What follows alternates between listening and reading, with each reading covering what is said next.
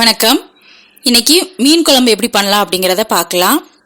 நம்ம இன்னைக்கு கொஞ்சம் டிஃப்ரெண்ட்டாக பண்ண போகிறோம். என்ன அப்படின்னா, ஃபிஷ்ஷை முதல்ல மசாலாவில் மேரினேட் பண்ணி அதுக்கப்புறமா குழம்பு பண்ணலாம். நான் அதுக்கு எப்போ என்ன பண்ணுவேன் அப்படின்னா, ஃபிஷ் குழம்பு பண்ணுறப்ப கண்டிப்பாக ஃப்ரை பண்ணுவோம், அதுக்கு மசாலா ரெடி பண்ணுவோம். ஸோ அதில் லெஃப்ட் ஓவர் மசாலா இருக்கும் பார்த்தீங்களா, அதை ஃபிஷ்ஷில் நல்லா மிக்ஸ் பண்ணி அதை ஒரு 3 hours மேரினேட் பண்ணி அப்புறமா குழம்பு பண்ணுவேன். உங்கள்கிட்ட அந்த மாதிரி ஃபிஷ் ஃப்ரை மசாலா இல்லை அப்படின்னா, இந்த லிஸ்ட்டில் கொடுத்துருக்க எல்லாத்தையுமே ஆட் பண்ணி மசாலா ரெடி பண்ணி அதில் மீனை போட்டு நல்லா மிக்ஸ் பண்ணி ஒரு 3 மணி நேரம் மேரினேட் பண்ணிடுங்க. ஸோ நான் இன்றைக்கி அந்த ஃபிஷ் ஃப்ரை மசாலாவை தான் போட்டிருக்கேன். ஒரு 3 மணி நேரம் வச்சுட்டு அதுக்கப்புறமா குழம்பு பண்ண ஸ்டார்ட் பண்ணலாம். ஓகே, இப்போ ஒரு கடாயில் 3 டேபிள் ஸ்பூன் ஆயில், நல்லெண்ணெய் தான் எடுத்துருக்கிறேன், சேர்த்துட்டு நல்லெண்ணெய் நல்லா காஞ்சதுக்கப்புறமா 1 டீஸ்பூன் கடுகு நல்லா பொரியிற வரைக்கும் வெயிட் பண்ணுங்கள்.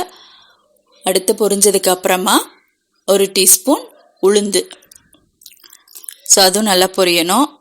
பொரிஞ்சதுக்கப்புறமா 1 டீஸ்பூன் ஜீரகம். ஸோ மீன் குழம்புக்கு ஜீரகம் போட்டால் ரொம்ப வாசமாக இருக்கும். அடுத்து 1 டீஸ்பூன் வெந்தயம். ஸோ இது எல்லாமே நல்லா ஸ்மெல் வர வரைக்கும் வருங்க. ஸோ அது பொரிஞ்சு நல்ல ஒரு வாசம் வரும். ஸோ அந்த வாசம் வந்ததுக்கப்புறமா 1 ஸ்பூன் கருவேப்பிலை. ஸோ அதை நல்லா வதக்கிட்டு அடுத்து சின்ன வெங்காயம் ஒரு 10 கட் பண்ணி வச்சுருக்கேன், அதையும் சேர்த்துக்கோங்க. சின்ன வெங்காயமே சேருங்க, அதான் மீன் குழம்புக்கு ரொம்ப நல்லாயிருக்கும். நல்லா வதக்குங்க. அடுத்து ஒரே ஒரு பச்சை மிளகாய். ஏன் அப்படின்னா நம்ம மசால் பொடியும் போடுவோம், ஏற்கனவே ஃபிஷ்லேயுமே போட்டிருக்கோம். ஸோ அதனால் போதும் ஒன்று. அடுத்து நல்லா வேகிறதுக்காக கொஞ்சம் சால்ட்டு மட்டும் சேர்த்துருக்கேன். அடுத்து தக்காளி ஒரு மீடியம் சைஸ் தான் போட்டிருக்கேன். தக்காளி நல்லா வதங்கணும், அது வரைக்கும் வெயிட் பண்ணுங்கள். இப்போ பார்த்தீங்கன்னா தக்காளி நல்லா வதங்கி எண்ணெய்லாம் தனியாக பிரிஞ்சிருச்சு. ஸோ இந்த ஸ்டேஜில் நம்ம மசாலா பொடி போட்டுடலாம். மசாலா பொடி நான் இன்றைக்கி ஹோம்மேட் மசாலா பொடி தான் எடுத்திருக்கேன். ஸோ அந்த ரெசிபி வேணும் அப்படின்னா டிஸ்கிரிப்ஷனில் லிங்க் கொடுத்துருக்கேன், போய் பார்த்துக்கோங்க. 4 டேபிள் ஸ்பூன் ஆட் பண்ண போகிறோம். ஏன்னா நம்ம ஃபிஷ்லேயுமே அந்த மசாலா போட்டு மேரினேட் பண்ணியிருக்கோம். ஸோ அதனால் 4 டேபிள் ஸ்பூன் மட்டும் போதும். அடுத்து ஒரு லெமன் சைஸ் புளியை நல்லா தண்ணியில் மிக்ஸ் பண்ணி எடுத்துருக்கிறேன்.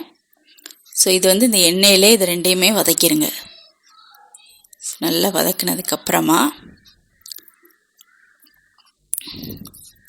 அடுத்து நான் 2 டேபிள் ஸ்பூன் மிளகை தட்டி எடுத்திருக்கேன். 2 டேபிள் ஸ்பூன் எடுத்திங்கன்னா 1 டேபிள் ஸ்பூன் பவுடர் நம்மளுக்கு கிடைக்கும். ஸோ டேரெக்டாக பெப்பர் பவுடர் கடையில் வாங்கினது போடாமல் நீங்கள் தட்டி போட்டிங்கன்னா ரொம்ப டேஸ்ட்டாக இருக்கும். ஸோ அதையும் மிக்ஸ் பண்ணிவிட்டு இப்போ உங்களுக்கு தேவையான அளவு தண்ணி ஊற்றிக்கலாம். நான் 2 கப்பு இன்றைக்கி ஆட் பண்ணியிருக்கேன். ஊற்றி நல்லா மிக்ஸ் பண்ணிடுங்க. ஸோ நம்ம இப்போ எல்லா மசாலாவையும் ஆட் பண்ணியாச்சு. இனிமேல் இந்த மசாலா கண்டிப்பாக கொஞ்சம் நேரம் வேகணும். நான் இன்றைக்கி ஒரு 5 மினிட்ஸ் மூடி போட்டு வேக வைக்கிறேன். ஸோ அடுத்து நம்ம ஃபிஷ்ஷை ஆட் பண்ணிக்கலாம். ஓகே, இப்போ மூடிடலாம். ஒரு 5 மினிட்ஸ் வெயிட் பண்ணுவோம். அதுக்கப்புறம் ஓப்பன் பண்ண பிறகு எப்படி இருக்குன்னு பார்க்கலாம். இப்போ 5 மினிட்ஸ் ஆயிடுச்சு. ஸோ இப்போ ஓப்பன் பண்ணி பார்த்தீங்கன்னா நல்லா குழம்பு கொதிச்சிருச்சு, மசாலாலாம் நல்லா வெந்துருச்சு.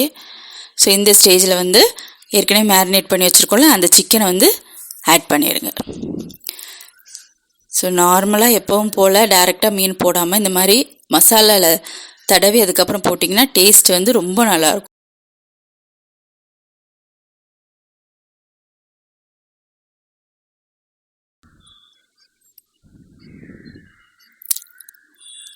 ஸோ இந்த மாதிரி ஒரு தடவை கண்டிப்பாக ட்ரை பண்ணுங்கள், நல்லாயிருக்கும்.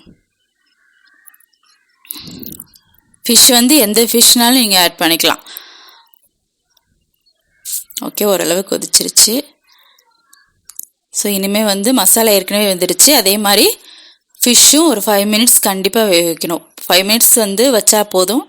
ஸோ அதனால் மூடி போட்டு ஒரு 5 மினிட்ஸ் வைக்கிறேன். சீக்கிரமே மீன் வெந்துடும். ஸோ இப்போ 5 மினிட்ஸ்க்கு அப்புறம் பார்க்குறோம், நல்லா கொதிச்சு வந்துருச்சு. ஓகே, இப்போ பார்த்தீங்கன்னா மீன் எடுத்து காமிக்கிறேன், நல்லா வெந்துருச்சு. போதும், அவ்வளோதான். இனிமேல் வேக வைக்கணும்னு அவசியம் கிடையாது. இனிமேல் தேவையான அளவு கொத்தமல்லியில் மட்டும் போட்டுக்கோங்க.